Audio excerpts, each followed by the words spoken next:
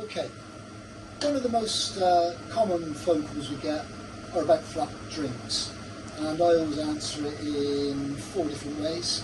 Firstly, I ask people to check the gas, and there's a separate video that Phil will explain about gas pressures.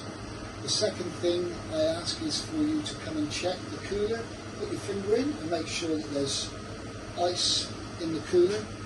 The third thing, have you had a power cut? And the fourth thing is, have you had the water turned off at any point? Now these will all contribute to possible flat drinks. Now what Phil will do, he will explain how we rectify that problem. The first obviously is gas. Make sure that the gas is on, recharged, but he can explain those points and how to rectify it. Thank you.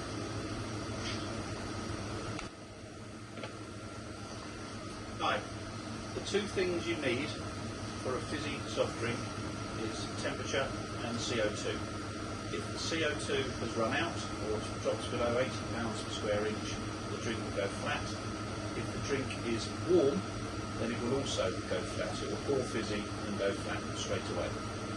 As long as you've got 80 pounds, everything should be fine. We already discussed in one of the early videos about the pump switch needing to be on and having ice in the cooler.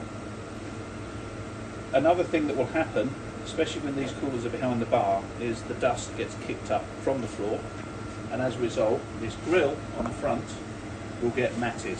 Now this wasn't cleaned that long ago, and you can see there's already a build-up of fluff there.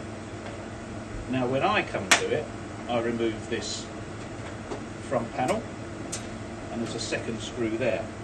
But for a normal person on site, you can just brush through. The reason this panel is on there is to protect the front of the grill from being damaged, and then if all the fins get blocked, then you're not going to get any airflow, and if you don't get the airflow, you're not going to get any ice in the cooler. So I'm going to have to stop that, mate, because I haven't got a Phillips screwdriver. So you can edit out that bit, but if you keep the original bit,